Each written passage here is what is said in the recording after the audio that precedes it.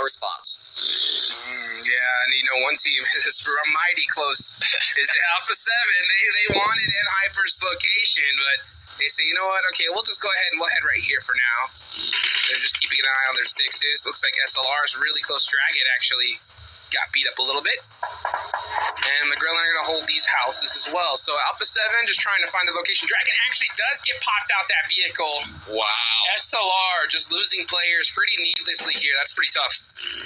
Yeah, I think a lot of it just comes down to the experience with using vehicles to scout spots. We saw him just to the north side of Alpha 7. The rest of his team actually straight south of the squad, so he was kind of looking for maybe an off angle to get a knock or something, but Alpha 7 fully aware, and if you don't turn that car correctly, Jukes, it's just going to be getting absolutely beamed out of one of these vehicles. And I love seeing the sort of competitive, I guess, evolution we have over the last few years. But we'll have to put a note into that because 9Z actually taking the fight with the rest of SLR, holding up in this compound.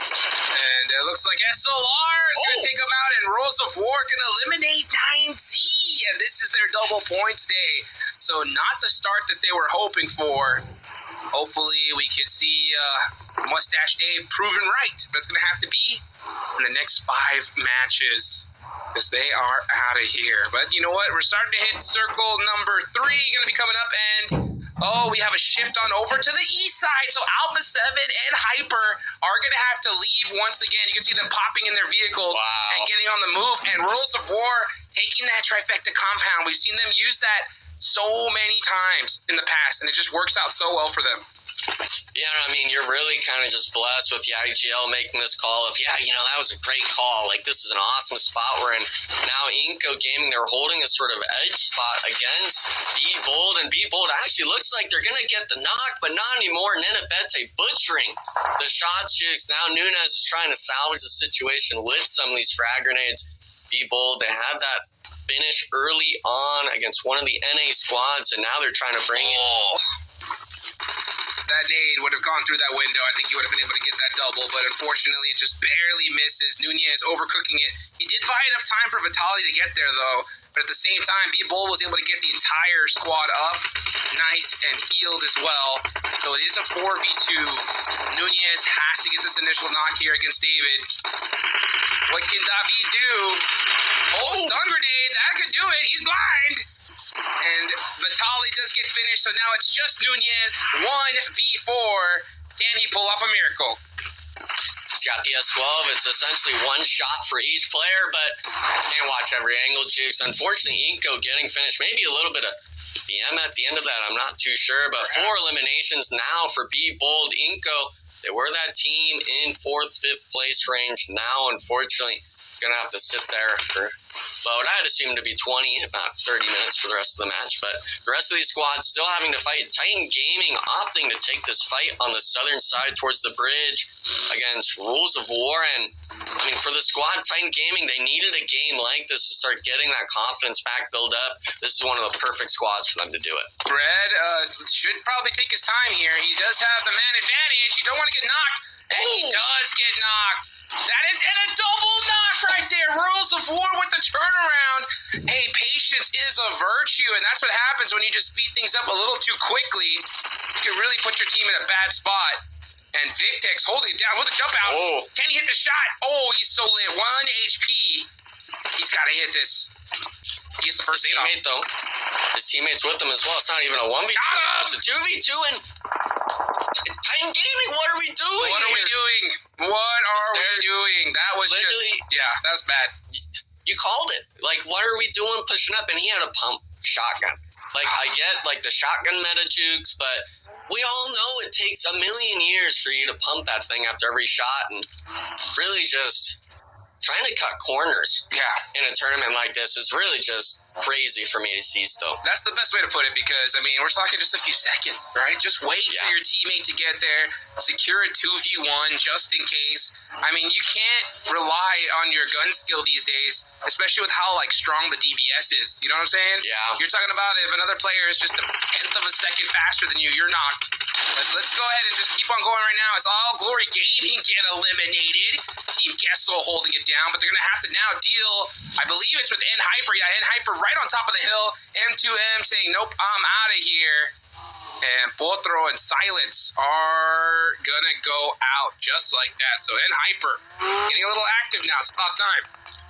Yeah, and I mean, for the squad, I think there was no other better, point in the match to do this sort of aggression, because this allows them to work for that southern side towards those compounds just to the east. Now, and Hyper, the only thing they have to worry about is if someone mirrors them like Alpha 7, who's already sort of spread out, they don't know exactly where that squad's at. And this is one of those squads where you get knocked by Alpha 7, 9 times out of 10, I'm putting my money on that squad pushing you.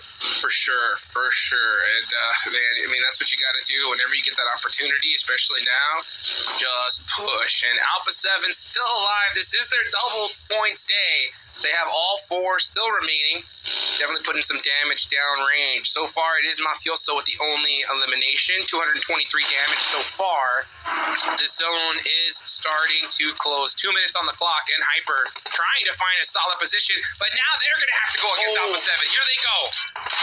Yeah, they're pulling up. I mean, full send onto Baton in the front, just getting caught out. Now, Caprice does get a re-knock onto Revo, but Alpha 7 still has what seems to be the superior position. But if you hit your shots, FSS actually getting another knock onto the Alpha 7 squad. So, then Hyper might be the thorn in the side that Team Liquid's wanting for Alpha 7, with them being so close on the leaderboard. My only issue is there's still a lot of time on that clock for Blue Zone Jukes. Can Hyper hold on to this position? All these nades are brutal. The FS getting it onto McGrellin was huge, and Hyper now just trying to get res. Mafioso so hurt. FS, that angle gets taken away as he gets finished. So, Hyper with that 3-1 split does end up surviving because Alpha 7 are eliminated with only 1 elimination. So not the start that they were hoping for. And Hyper just trying to hold on as a 3-man now. There's still so many teams here holding this edge. Yeah, and the tough part is I don't think any of those Alpha 7 players were finished anywhere close to the Hyper squad. We see Starlight not even having a smoke grenade to his name to try to give himself a bit more cover, trying to just relieve the pressure, because we still see Caprice having 1 HP, trying to just get a full reset off. Does seem like the waters are kind of calming, though. Have 30 seconds left on the clock, and Hyper do get 3 eliminations out of that play from Team Queso, and then on to Alpha 7. Now the issue is going to be how that zone shift comes on moving forward, and what you choose to do as a 3-man. That is the question here. Let's see what Fudia could do. That was one of the teams that you were keeping an eye on. SLR just have had a really rough tournament here to start, and Jahan is in big trouble all by himself over there. And yeah, he does end up going down. So I believe it's still only 1 player left from SLR. It's White Elegy. And he makes something happen. He is the IGL. Not quite the crazy gunner that a lot of people may hope for. But he could definitely make something happen here. That nade tries to open something up. But, yeah, Fudia had his number for sure. Yeah, and look at that. Even with Kayowski being knocked, the rest of his squad was still pushing up to provide that support. They were able to get the full reset with Fury as well, and we see the zone shift as well. They're on the edge, but they have one of the prime spots being able to control all of this sort of plane dip and stuff like that. So Furia definitely in the prime spot. Their eyes now are going to have to be looking at that squad earlier, and Hyper and Influence Rage coming at them. Yep. Yes, they are. That was Team Kessel. They get eliminated. They had 5 eliminations so far, so not a terrible way to go out. But it's a big opportunity for teams, especially like Team Liquid, right? We know that Alpha 7 has their double points day. So, heck, they went out early. Let's make that lead just a little bit bigger. Let's see how they're going to handle it now as Chief all the way up. Has to get this knock against Be Bold. He does. Oh, gets 1. Goes for the second. Oh, that Pubg making it too difficult. Cardozo does come in, though. Ayala now in the mix as well. Gets a huge knock there. Team Liquid trying to get these points every way they can. Cardozo not able to hit the mark. That's going to make things that much more difficult. It's really up to Ayala and Mythic to make something happen.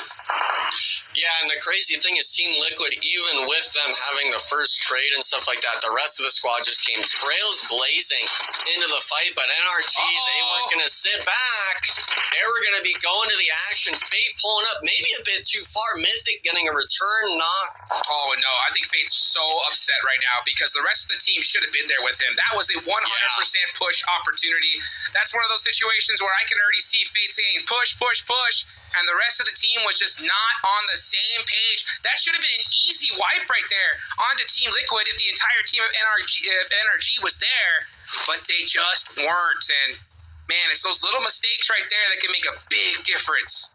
Yeah, you've got to just be able to trust the call of your IGL. They had 3 players in zone. It was just Fate actually on that sort of push angle, but you're Fate, you're definitely calling that out. You and I can see it clear as day. We need to push for this because not only is that 2 elimination points from TL, that's really 4 because it's your double points day. This squad is needing every point they can get. And if you're questioning the calls of your IGL, if you're doing this or that, whatever the case may be in that situation, it's not a good look in anyone's eyes. Oh, not to mention, you would have had those eliminations. That entire side of the map would have been yours. And you'd have all 4 people off as Stars gets ran over.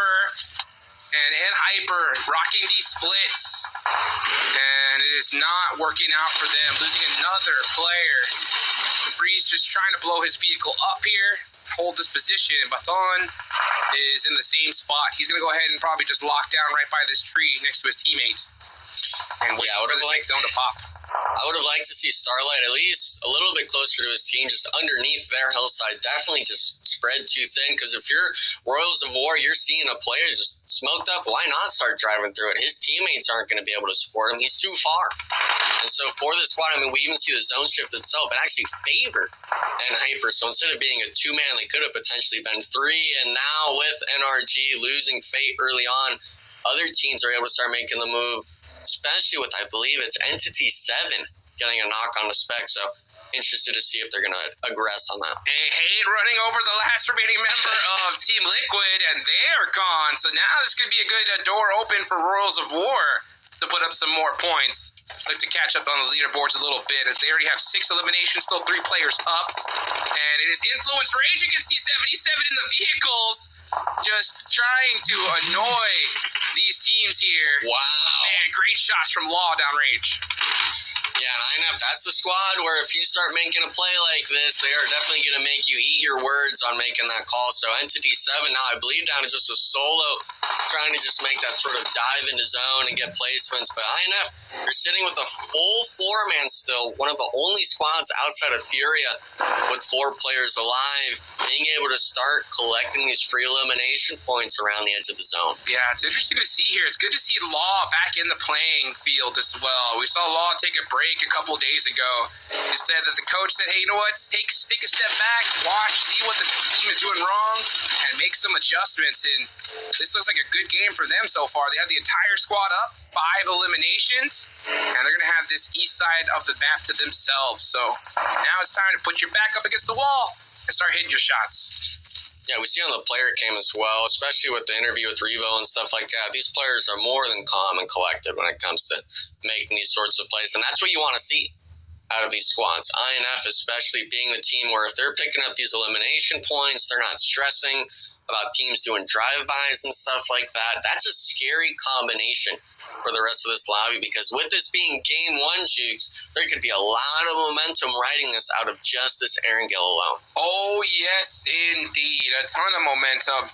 And Royals of War looking to get that momentum started here. 7 eliminations.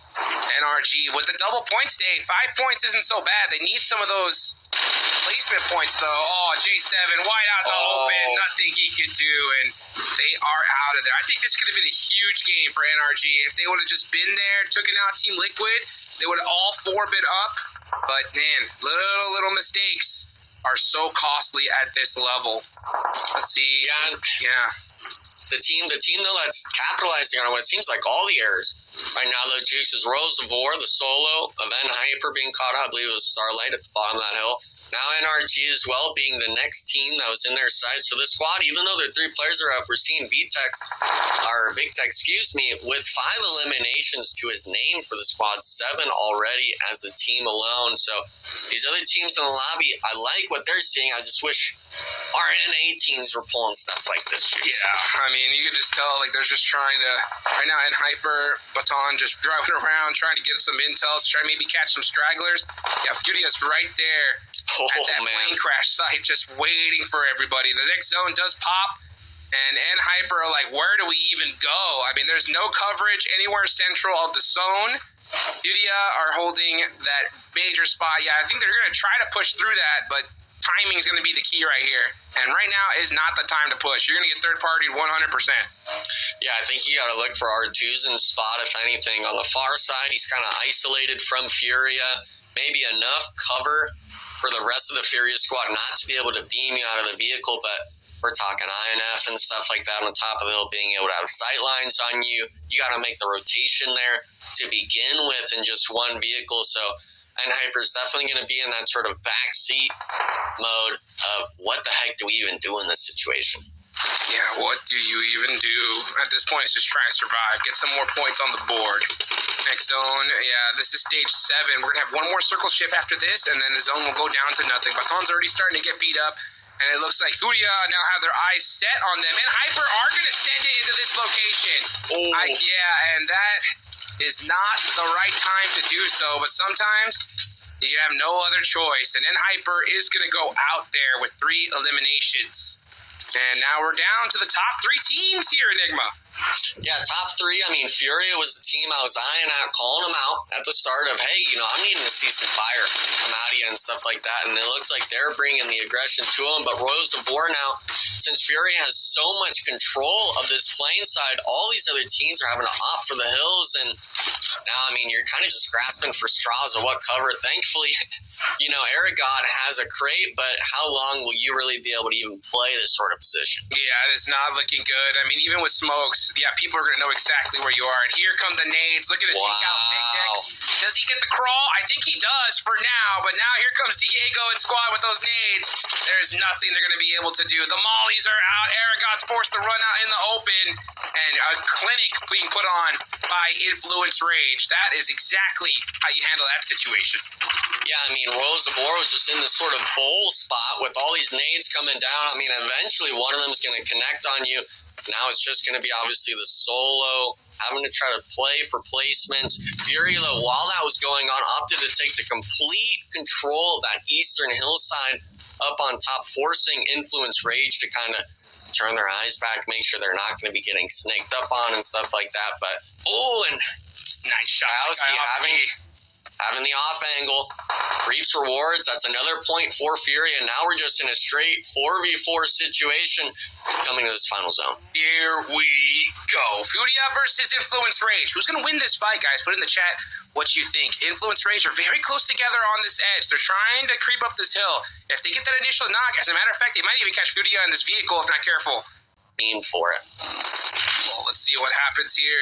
Yeah, you can see Federado looking to try to get a little bit of intel with that buggy. It is smoking. He does see a couple vehicles right there. Kayofsky maybe even try to put some shots on with the off angle. Interesting to see right now. Furia still holding on to those vehicles. Not a bad idea. They're trying to avoid getting naded. They have this all locked down. With the circle closing, though, I think it'd be definitely beneficial to start throwing your utility if you have it. But you can see Adrian doesn't have any at all. You got to be careful, though. One nade is all it's going to take for Influence Rage to really take advantage of this fight. Yeah, and the zone close that's happening right now will be very slow, of course, but Fury, I'd almost like to see one of them start to play that snake angle, play for that sort of gunfight in case INF chooses to creep over the top and take those shots onto the vehicle. But now we're seeing it. Everyone's boosting up. Everyone's going for this sort of place right now. They actually opted to leave another solo of Fury on the eastern side, and now all these off angles, Jukes, are really starting to reap rewards. Who's really going to be winning this fight now? It's a 3v3, but Diego with the angle. Surprise, surprise. Now he has the top of the hill. He's getting some great shots down range. Diego, it's really up to him here. He's going to get the first. Federal gets another knock. It's Influence Rage turning things around and said, you may have the advantage of the map, but guess what? We got that gun skill, baby. And now it's all up to Augustus to try to make something happen for his squad. But Diego, on the vehicle. Too strong. Yeah, I mean, amazing win out of Influence Rage. Furia, we all thought was really in the prime position, having that uphill advantage, but all it takes is one player, Jukes, being able to sneak around the side. Big win for Influence Rage coming into game number 1. Like you said, all it takes is one. I mean, great heads-up play there from Influence Rage, and it just goes to show that, hey, sometimes you go and you can make some crazy roster swaps, decisions, and it could definitely work out for the best. What do you think about that one, Taylor? So reminiscent of day one Erringale, as far as I'm concerned, I think through and through the aggression was there. Teams were talking about how they needed to get aggressive, mainly our double points teams from Group D, but it seemed like everybody was taking the fight to their opponents, which is encouraging. I definitely think a lot of teams are starting to take those shackles off, those chains off, and they're kind of a bit more free on the battlefield and are not as timid as they once were in the earlier days. You got to understand, some of these guys, it's their first time on land, first time meeting a lot of their teammates, and I think now they're starting to really get into the zone, and we can kind of see that on the first map on Erringale. But I started getting excited. Hotchkiss, Royals of War, if they would have won this game, Erringale map number 1, they would have won Erringale map 1 3 out of the 5 days. Unfortunately, they don't. It is crazy. They finish off in 3rd place. But what I like about that, though, is they did better than Death Wolves. Now, why is that impactful? Well, it's because they started the day in 4th place, and they could, in fact, even elevate themselves and go above Team Queso. That could have been a 3rd place performance. Oh, man. I think it was really on the back of Big Tex right here. He had 5 eliminations that game, and I think it also helps when you have Titan Gaming make these mistakes. Yes. NA making very, very simple mistakes, and it is killing them right now. So I don't know what they got to do at this point. I mean, it's been a few days. All the excuse cards have been punched. You just got to show up, right, Taylor? You do. Titan Gaming, that was a big talking point you had, Enigma. It's like if they just would have waited a couple of seconds and just converged together instead of taking the fight as an individual, it would have made all the difference. Those little things, they add up.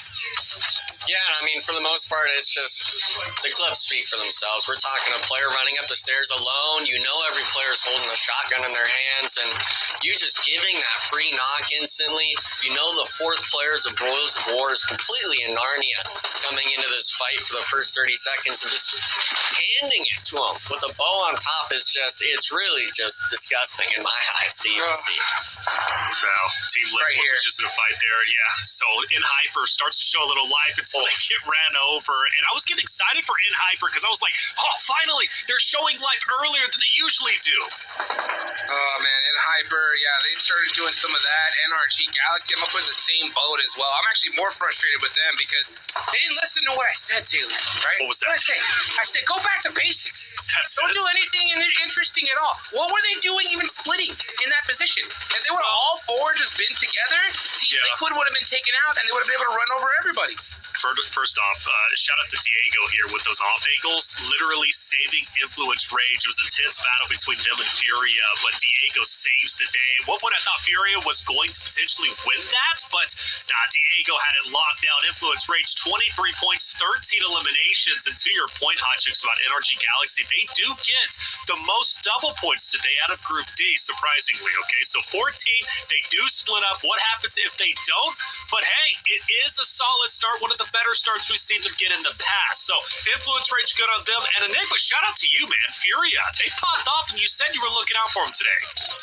Yeah, and I mean, for the most part, I wish they won, that last fight at the end, but they played the fights amazing. They held off and Hyper. They're able to force Influence Rage off of their position for them to really be able to focus on just one team at a time. Unfortunately, the 4v4 at the end just not going their way. Maybe, it's always coming down to just 1 or 2 small errors, but a lot of these other teams on this lower half of the leaderboard, I'm looking at 9Z, I'm looking at Inco. I really wasn't a fan of what they did in the early part of the game. 9C getting taken out as early as they did. Hotchicks, I can't lie, it was honestly heartbreaking because I expected them to have a really strong start, but they've still got 5 more games to elevate themselves up. We take a look at overall rankings, Hotchicks. Surprising that Royals of War don't pass up Team Queso, but after all, they're just 2 points away. 2nd through 5th. Let's add in 2nd through 7th. Look how close that spread is. So close indeed. I mean, this leaderboard's gonna get changed up like crazy. Death Wolves have a good game. They're getting pushed up. Alpha 7 are still looking to pass up Team Liquid. They didn't have the start that they were looking for, but like it's been every other day, Taylor, right? It's only a matter of time. So the race to 300, it's going to be a close one because Team Liquid can close that right here and now in this next game. That's it, right? 10 points away. I think they only gained 2 points there, or 4 points, excuse me. We look at 9 through 16, and we start to see the fall off, right? In Hyper dropping back down once again. Enigma, they've been playing around with top 8, page 1, going back to page 2. They're on that bubble area, and teams are starting to get closer to them, especially All Glory Gaming beat Bold. So if I'm in Hyper, I'm starting to get a little bit nervous. Yeah, I mean, especially game 1 speaks for itself. We're talking they make some great plays early on. Yeah, they lose a player or two maybe, but then it's just something like, what the heck are we even thinking, guys? So, and Hyper, I'm hoping they're able to kind of keep their balls together, so to speak. That sort of heads, their minds collected, going in at least to that zone 7 or 8. But the rest of the squad we're seeing, obviously NRG and stuff like that, they moved up slightly, but that's to be expected. You have double points. You're so far down the leaderboard at this point. I mean, the only way you can go is up. That's it. Well, for some teams, hopefully, the only way they can go is up, right? For other teams, maybe they can go down quite a bit, depending on how close they are to the other competitions, or competitors, I should say. But game number 1 is done. Erangel wraps up. Congratulations, Influence Rage, with a stellar game. 13 eliminations, the winner chicken dinner. That puts them in a very, very strong place to go into the remainder of the 5 games. Miramar map number 2 is going to be coming your way shortly. Before we hop into that, though, we're going to take a quick break. We have an interview. Sarpash, Death Wolves, Igor. We get a chance to hear from him and what Death Wolves is going to be all about today on their Double Points Day. All right, guys, here we are with Igor from Death Whoops. Igor, your team has been doing great. You have double points today. Do you think you have to change anything, or are you going to continue? Vocês estão fazendo muito bom, estão ganhando muita coisa, vão mudar alguma coisa com double ponto? Não, a gente vai manter nosso jogo agressivo e vai continuar fazendo o que a gente sabe fazer, matar. He says they're going to continue with their game. That's how they know how to do, and to do what they do, which is to kill. Are you going to try to get more placement points, or are you going to, stay balanced, or go for more kills? Mais balanceado, pontos de posicionamento ou mais kills? Vai realmente depender da partida, porque tem saves que a gente joga mais por kill e outras que demandam mais o posicionamento. Mas, na maioria das vezes, a gente vai buscar kills. Yeah, he says that it'll depend on the match, it'll depend on the zone. Sometimes they have to be more cautious because of the zone, but they always are looking for more kills. Irmão, muito obrigado. Death Wolf. Hi everyone, PUBG Mobile Metro Royale Chapter 20 is coming soon. Curious about what new content there is? Let's take a look. Our focus for this update is on bettering your gaming experience, so we've added a series of improvements. First, we've added quick action functions. Starting now, you can tap to repair all items at once on the loadout page, and you can open multiple gift packs at once in your inventory. We've also improved the firearm status at the start of the match. During the preparation stage, firearms will be reloaded by default and will be set to full auto firing mode. These improvements all aim to save your time while improving efficiency. Additionally, you can now earn EXP from Metro Royale matches. In other words, playing Metro Royale will now contribute towards raising your player level. If you bring a companion into Metro Royale, they will also earn companion EXP. Chapter 20 also brings brand new honor rewards and collectibles. What's different this time is that after you get certain gold collectibles, they can be displayed in your personal space of the main lobby. You also have the chance to unlock home collectible decorations. Place them in your home to show them off to your friends. With the new version update come enemies who've already infiltrated Metro Royale's Arctic base and Misty Port. While you're out exploring, stay vigilant in these areas, as Striders are active there. Oh, and we've also added 2 new firearms in this update, the P90 Cobra and P90 Steel Front. Don't forget to try them out. That sums up all the new Metro Royale content. Chapter 20 is about to begin. Hop into PUBG Mobile Metro Royale and experience it for yourself. We wish you all successful evacuations and bountiful loot.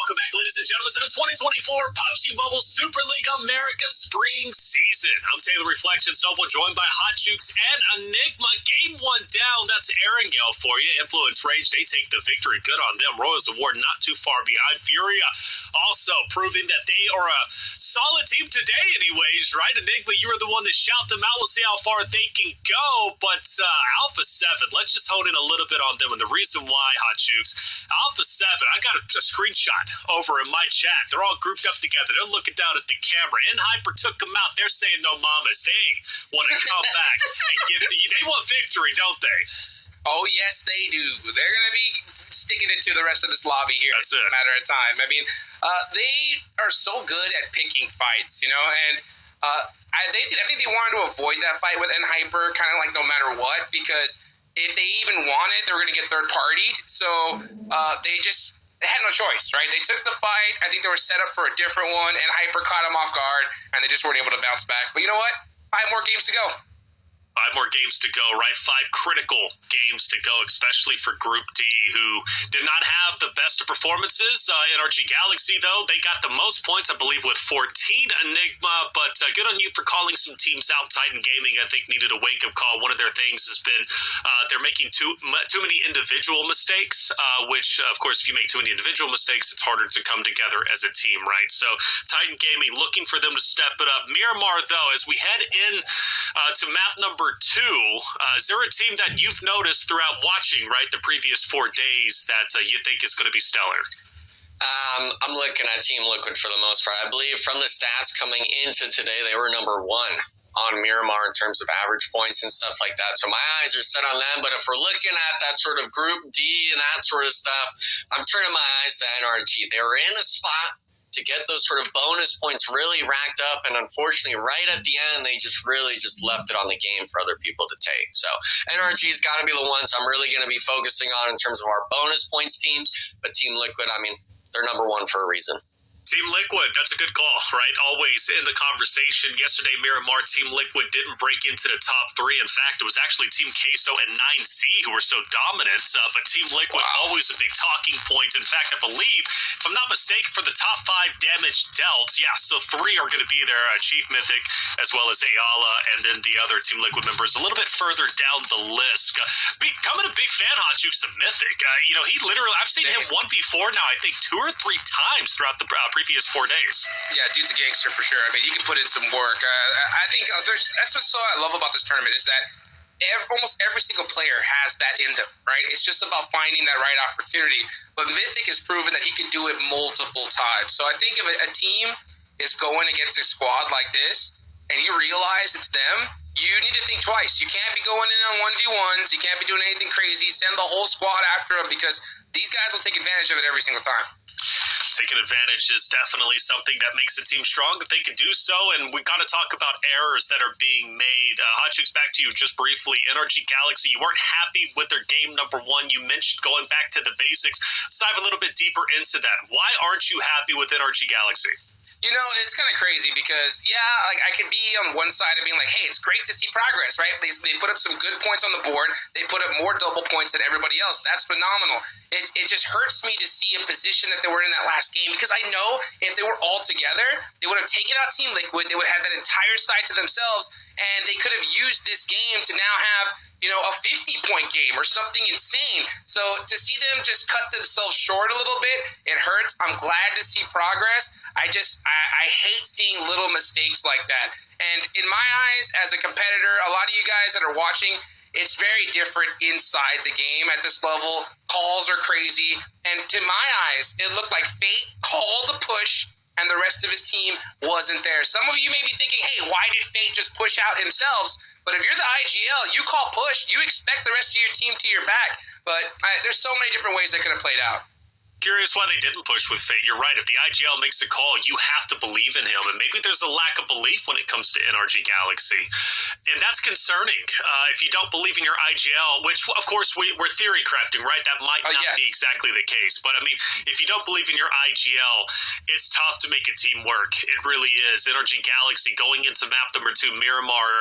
Hopefully we can get a better performance. Again, I can't stress this enough. They did better than any of the other Group D teams. And I think in large part, Alpha 7 almost seemed to be ganged up on by 2 individual rosters, and that pressure is going to be there today. We've seen that even with Team Liquid, right? You go back to, I believe, Friday, Group B, Team Liquid, they just weren't catching a break. Everybody that saw them on the map was taking them out, and that was mainly due to the bridge plays. Those bridge, they were just absolute death traps.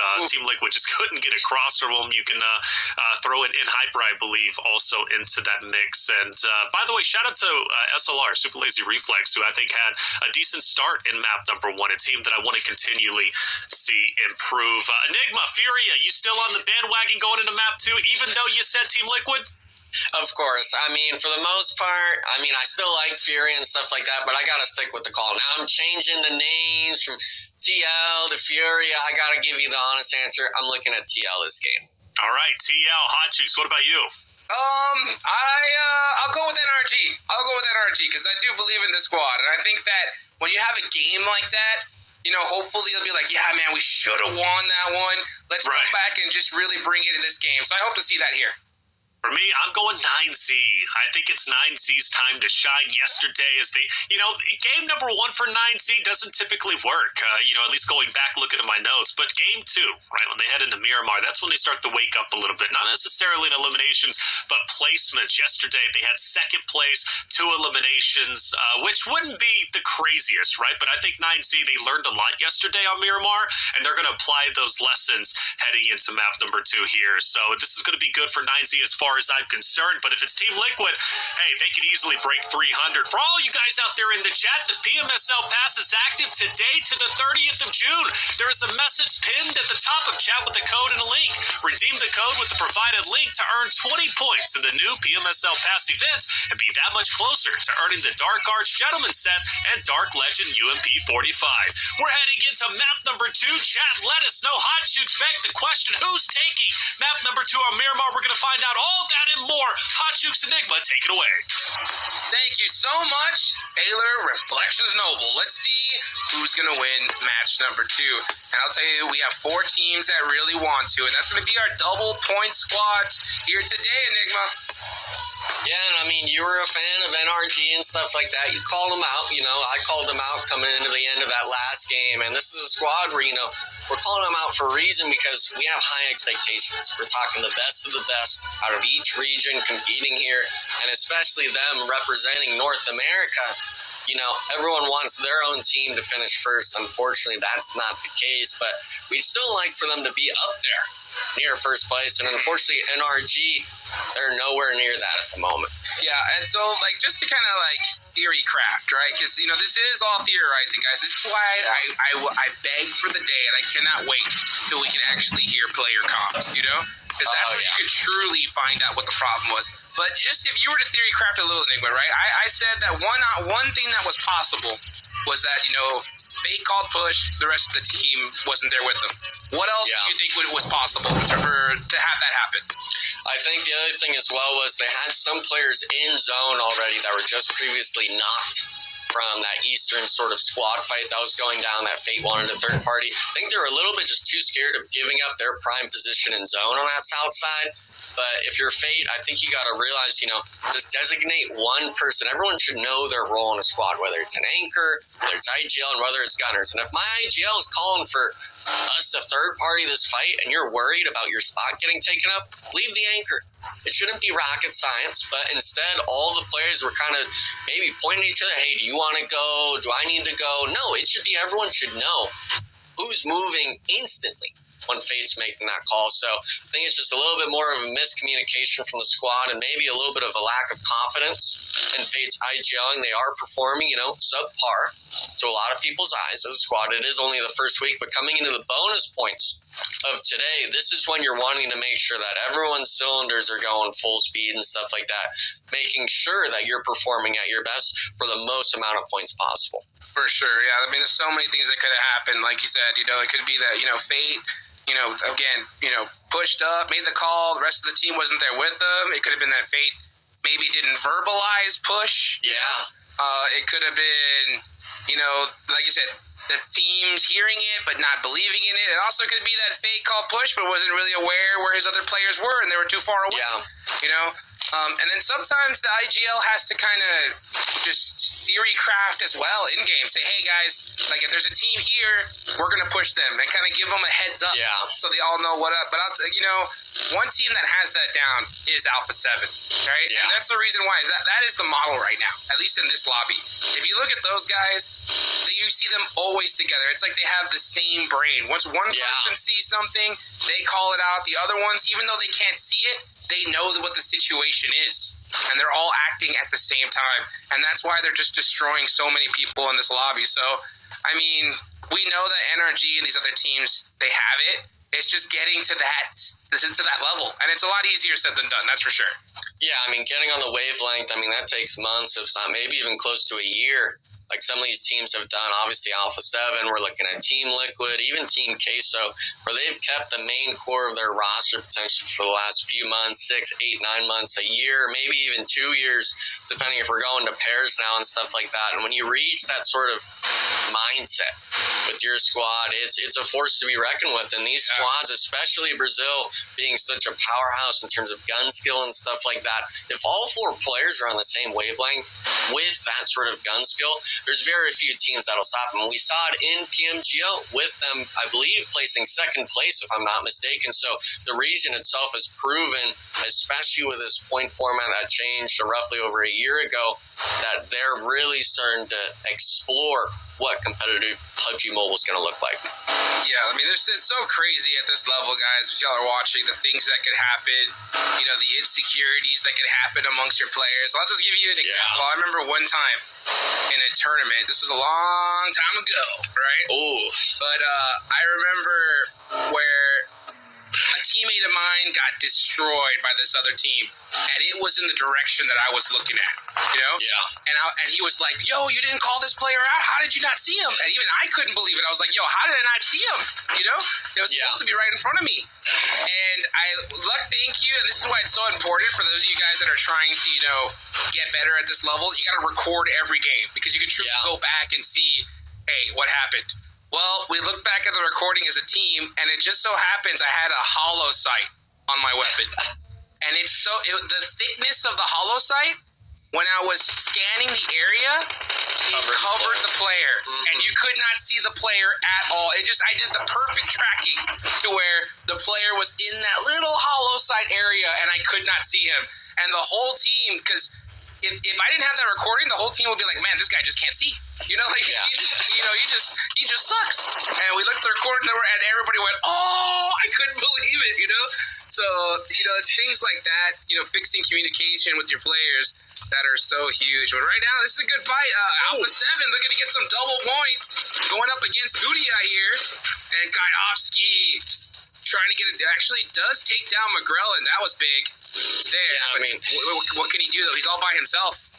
Yeah, Fury, they're starting to lose players left and right. They were the team that I thought was maybe going to salvage it with that off angle, but Kowski now just having to tuck tail and run. And we've talked about it time and time again. You take these 4v4 fights, what's a solo really going to do at the end of the day in this lobby? But Alpha 7, they're the squad that needed the points. I really wish that these teams maybe didn't fight each other till later on in the match, but Alpha 7 actually not losing a single player on their squad with the pull-up.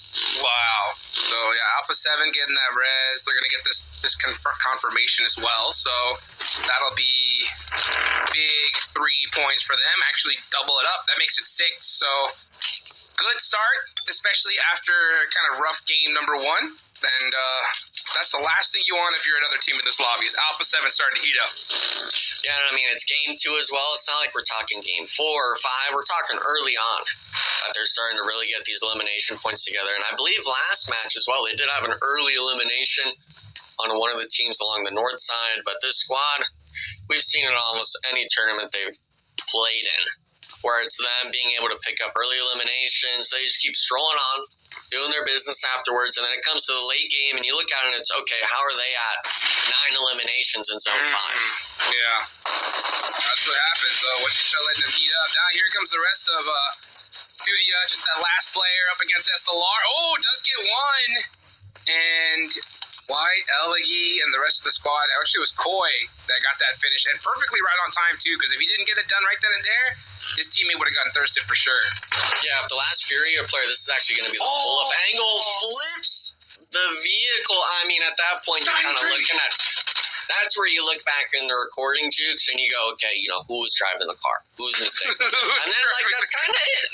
That's the only person you're really pointing at in that situation. And unfortunately, it wasn't just the 2 players they lost. Furia tried to salvage that with the pull-up, but unfortunately, just a little bit too late. Alpha 7 just 1 second, maybe even ahead of them, picking up those elimination points. But with that fight with SLR, that ending point, I was really surprised that the SLR player wasn't thirsted. I think it was just the Furia player just getting nicked around the corner of the wall, kind of like on his shoulder or something with the last bullet. Because if not, I mean, if you're SLR and you lost a player there, that would have been a huge blow for the squad, because we're talking SLR. This is the team near the bottom of the leaderboard.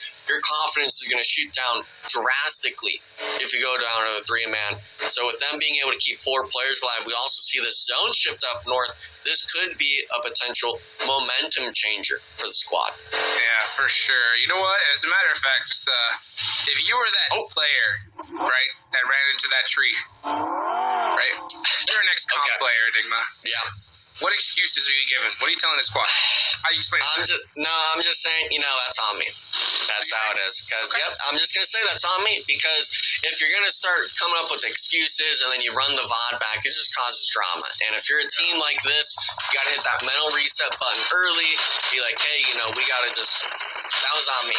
It was one stupid, silly mistake, and let's just go to the next game. So Furia, hopefully they have that sort of mindset, that mental reset with it. It seems like they would be, and everyone being cool with each other at the end of the day. That is for sure. You don't want to be that player that just says, hey, was there a new update? That tree wasn't there before. You know what I'm saying?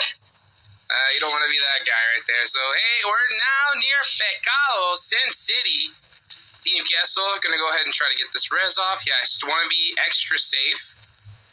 Make sure his team, he does not want to be out in the open, that's for sure. Get in the building. Yeah, okay, now go for it. And close the door on top of it. That's what I'm talking about. Yeah, I don't think anyone else was really going to be shooting you through it, but we have seen the clips. I think it was yesterday. The Team Queso player 1v4 Titan Gaming, and then immediately afterwards, another team had just shot him just through the window as he was getting a reset. So really unfortunate for teams to see. So maybe Team Queso saw that. They're like, yeah, we're going to take our time and close every door. But now the zone's still creeping in. A lot of these teams, Jukes, are opting to actually play small little parts of the mountain just north of Picado. Everyone's got their own little spots. We're seeing Titan Gaming spread out above the Team Queso solo on this north side. And for the most part, it's going to come down to kind of how these zones shift in the next few ways, because if it goes into Picado, you're wanting to enter early. But if it comes out of Picado towards maybe Graveyard or all the way up towards San Martin, it's going to be you having to leave instantly with every team next to you looking at you. All right, well, next zone does pop on up. It is going to go a little bit north of Picado right here. So you got Power Grid, Graveyard still in play, and Hyper stuck in the blue once again. So they're going to have to make something happen there from that edge side. But Team Liquid, the most central team right now. You can see Cardoso going to be heading on over to the rest of his squad.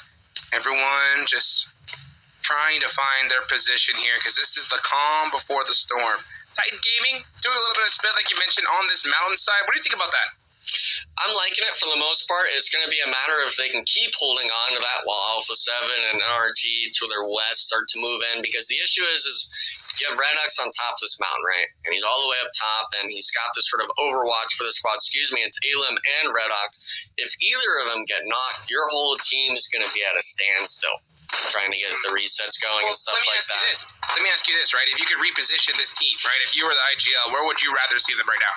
I'd rather see them on the west side because, none of these teams in Picado are actually going to be moving anytime soon. They're all going to be staying there, and we all know that everyone likes playing Edge. A lot of these Brazilian teams, a lot of the NA teams as well, have adapted to this sort of Edge play going for those eliminations. So if you're Titan Gaming, I'd honestly want to see them completely spread out to the west side, holding this whole entire western edge, but instead they're kind of just sitting there. The spot would be good if it was zone maybe 5 or 6, but we're only in stage 3 right now. So it's kind of a little bit of a misplay in my eyes. It's the correct play in some situations, just not right now. Yeah, I think so too. I think Inactive is in a really bad spot right here, because if he gets knocked, it's going to take so long for another player to get res. I'd honestly rather see all 4 of them just all the way up on top, with some vehicles to move just in case the zone hard shifts, You're going to get a lot of lay of the land. You're still together. You can work together. Splits like this are so tough, especially at this level, because, man, one knock could really put your team in a bad spot. Like, if Inactive gets knocked right here, they could easily push up on him. Yeah, and even if he gets a knock, let's say, onto one of the Team Queso players, you're not doing anything. You're not making moves. You're not getting that sort of thirst when he's on top of, the stadium building and stuff like that. And it reminds me of that discussion you and I have had plenty of times before of, why are you peeking stuff against minis and stuff like that across the whole map? You're wasting armor, you're wasting meds, and in this spot, it's more so just wasted positioning. Good point. That's a really good point, yeah. And who knows, right? Some people, maybe they know something we don't, but let's see what happens here between Death Wolves and Rolls of War. Death Wolves trying to put in some work here. Without just going to take it down. It's all up to Rato Boy and Obscure to make something happen on this off angle, because both their teammates are hurt. Oh, and that shot from Victex. Victex has been so good so far to start the day. 5 eliminations from the last match. Oh, almost gets naded though. Rato Boy's a little bit too far with that S12K. Switches weapons and gets it done. Actually, it is Obscure that helps him out. Obscure has to win this against Coco. Can he do it? Yeah, 1v1 situation. The Rolls of War players trying to just back up, get the reset going with his teammate driving in, making 2v1. But your Death Wolves, I think you got to just keep putting the gas, the pedal to the metal, so to speak. And now with Polko, he's coming up with the DBS. All he has to do is just get a connection off. 1 HP. Oh man, Rolls of War thankfully winning that out, but unfortunately losing 2 players in the process. And that's not the only fight going on. We're seeing N-Hyper take a fight in blue zone against one of the Influence Rage players. Capri's losing it, but thankfully Starlight's there. FSS is well eliminated at some point during these altercations. So N-Hyper getting a little bit of a reset. I think they'll be able to drive into the next zone from that northern side. And the zone shift happened while they were fighting Jukes. It goes all the way to the east side. So these teams on the west, like Titan Gaming, like SLR, like Alpha 7 even, going to have to start battling their way into the next zone. Yes, are these days. J7 with a beautiful nade right there. That's just how disgusting that push was, right? You gotta get excited about that. As now we see Inactive with some shots onto Elite. Titan Gaming maybe waking up right here, and that's 9Z again. Taylor is mad. Oh, Taylor, I know he's punching there. Same with Dave. Of course, I won't be holding Dave. I'm holding Dave to it right now with it and stuff like that. But right now, Team K, so they're the team that opted to take Mikado early on, now taking the fight with NT7. Like a bit of a 2v1 situation. I believe both of these squads actually have their players spread out in Mikado, but it's all going to come down to, can you hit these UMP shots? And Silence for the most part, he's just holding it. Yeah, Silence being very silent right now. Hard peeking, baby. He said, you know what? I'm not 3 peeking. I'm hard peeking. D7 even look in this area? Let's see. Oh, they got the molly up. Now. Oh, the confidence shoots through the door, too. Oh, if you would have got 2, that would have been insane. But now, hey, Potro, what can he do? Potro, 1v1, jump shot, not good enough. Potro took him down. And now now running through. Oh, actually canceled that leap right on time, too. Both are going to try to get the res off now. Actually, no, he's not. Going to do a couple more shots and get all the way to safety before he reses. Yeah, I mean, look at that as well. Another Team Queso player making it 3 now in the building, pushing up. Entity 7 just struggling to kind of find a spot where they're not getting shot from. Now it's just Franco. But don't let him get thirsted, Jukes. Thankfully, that doesn't happen. Team Queso getting a full wipe on Entity 7.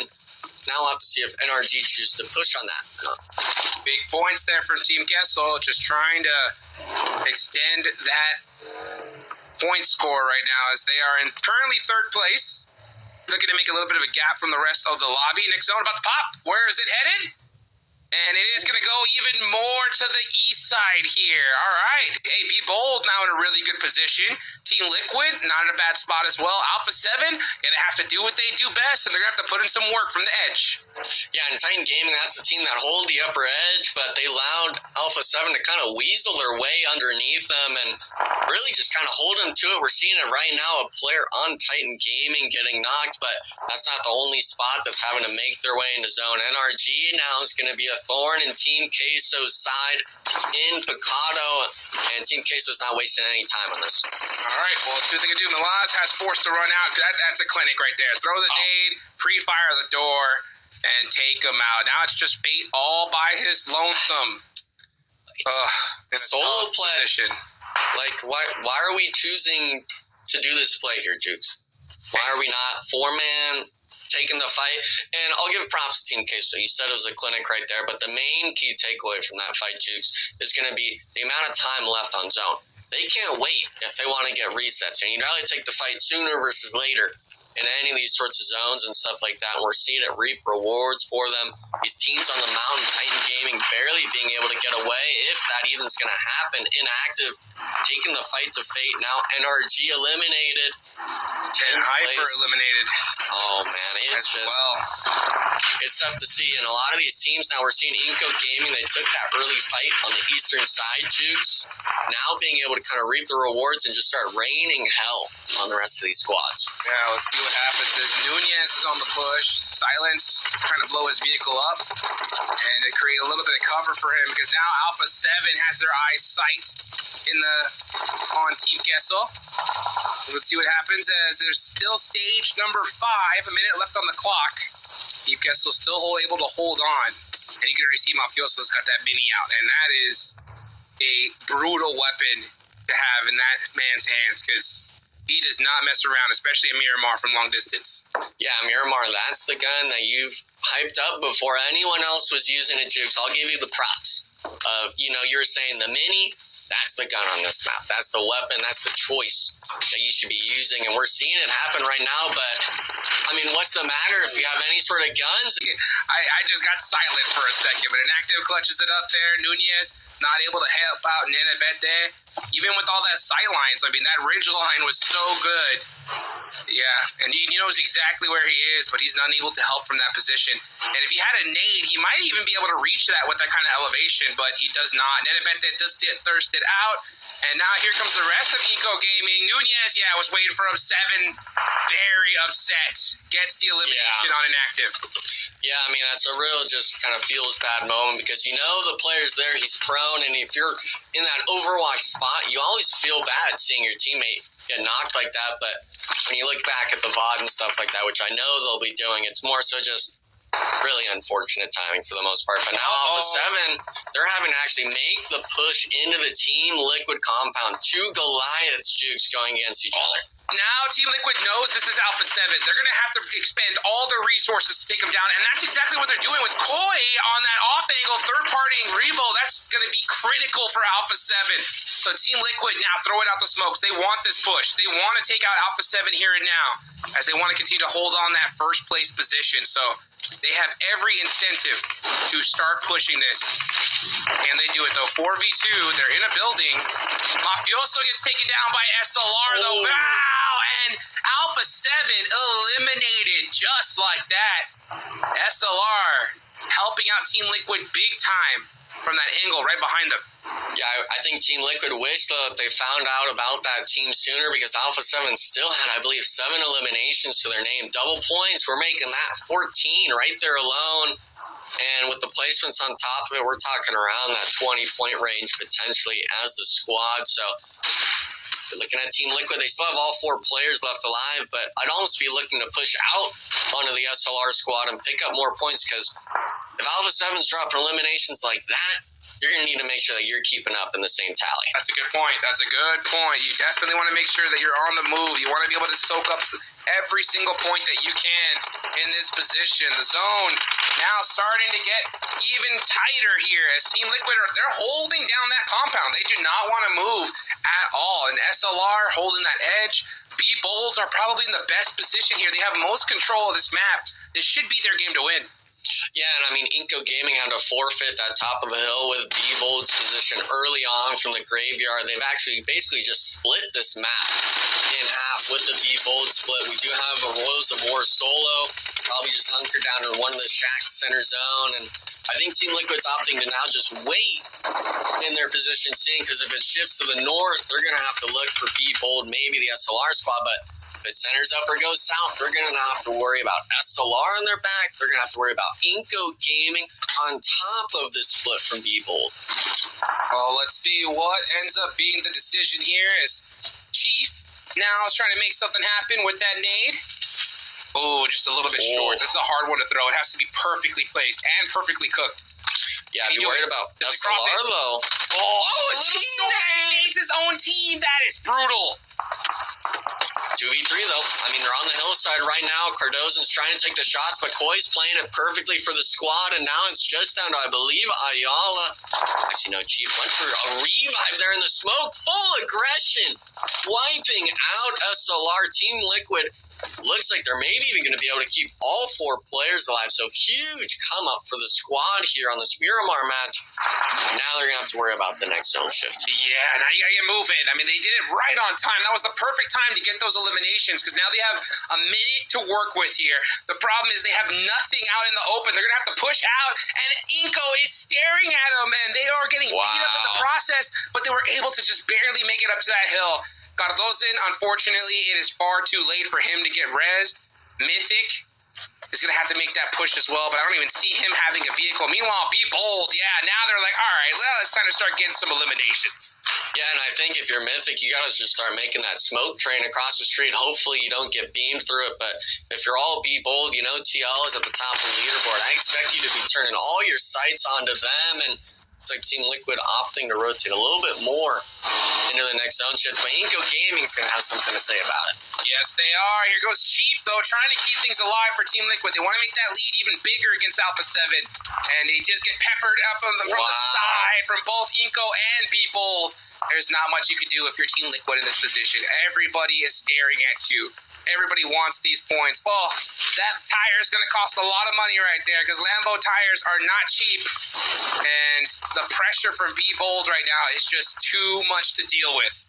Yeah, the thing I like too is B-Bold, they were split as just solos essentially, but they condensed down to duos essentially because if Team Liquid takes their fight with Inco like they are right now, they're in a position to third party the fight. They're not caring about the Royals of War solo in the shack. Perfect nade from 7. And, you know, Team Liquid, they played the match, you know, amazingly. It's just unfortunate to see the timing. Maybe if they had a few extra seconds of planning. Royals of War now getting eliminated as well, just ratting it out on the bus, it looked like. Now Inco Gaming forcing themselves into a 2v3 position. Yes, they are. Nunez, man, holding it on. 2v3. But I would not count on Inco Gaming just yet because you can see them turning on the aggression. If he spots Fran here, that'll be huge. Oh, 7, possibly even going for a distraction play. Oh my gosh, he almost might get the run off. He does! 7, clutching it up, has now evened this fight. It's crazy too because Nunez has the P90 as well. He's got the crate weapon for it. 7, he didn't even stop there. He kept going for the off angle. A little bit of Overwatch trying to get the fights, but B-Bold getting obliterated by Inco right now. A reset going down as well onto 7. So Inco Gaming, they had nothing to work with and they still made something out of it. Are you kidding me? That run over was insane. That opened up this fight completely. things are falling apart for Be Bold. It's a 1v2. We've seen crazier things done. That smoke is going to be a dead giveaway for where he's at. Maybe it might be a distraction. Oh, he's trying to look for something. Maybe he's trying to find a new helmet, a new vest. Oh, close range 45. weapon. Yeah, that might help him out a little bit. He knows that that's coming, but he might even get a chance in the first place. Yeah, I mean, he does. For stage 9 Jukes, he's got the uphill advantage, but we're talking level 3 gear, P90s, M4s. A lot of this stuff is just really against you in this favor. Everyone's going to be completely reset. So it's a matter of kind of how this sort of zone plays out in the shifts. If I'm Inco Gaming, I'd look to have at least one player move up towards that center position. But it looks like they're actually going to opt to double up together in this position. Well, Fran is gone now, so that's that takes away the eyes from Be Bold right there. He had a little bit of time to kind of find that headshot from Seth. Wow! Oh, I see you later. close quarter weapons.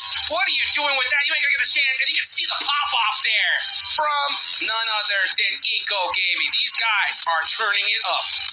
Yeah, I mean, they literally just a pixel of his head peeking the ridge, and it's just both players ding, ding, ding, ding. Like, you might as well have not even been trying to win that 1v2, and we see it, all of them.